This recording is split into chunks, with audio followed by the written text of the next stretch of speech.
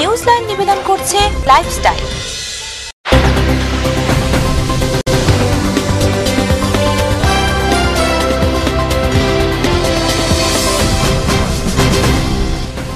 নমস্কার, TV7 এর news line নিয়ে আপনাদের সঙ্গে রয়েছে আমি রুমকি। দেখে নেব এই মুহূর্তের বিশেষ কিছু গুরুত্বপূর্ণ খবর।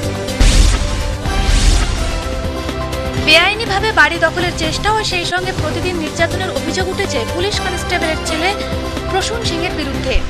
ঘটনাটি ঘটেছে বাঁকুড়ার গঙ্গাজল ঘাটি ইটাভাঙা গ্রামে।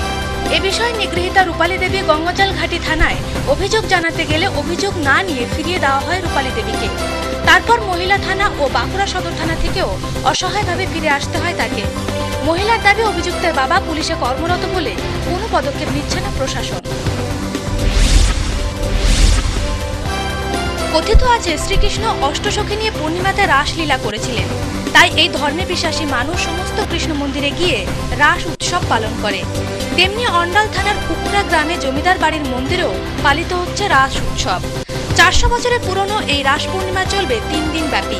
সেই সঙ্গে মন্দিরে অষ্টসখীর পুজোর মাধ্যমে চলবে আরতি ভোগ বিতরণ। আর এই রাস উৎসব দেখতে নানা প্রান্তের মানুষ প্রথম দিন থেকেই ভিড় জমিয়েছে মন্দির চত্বরে। নিউজ লাইন আপাতত এই পর্যন্তই। দেখতে থাকুন TV7, সঙ্গে থাকুন সারাক্ষণ। कानों में झूमते हैं, गर्दन चूमते हैं, कलाइयों में खनकते हैं, माथे पर चमकते हैं, उंगलियों पे इतराते हैं, कमर पे गल खाते हैं। औरत का श्रृंगार है, गहनों से बहुत बहुत बहुत प्यार है। World's most beautiful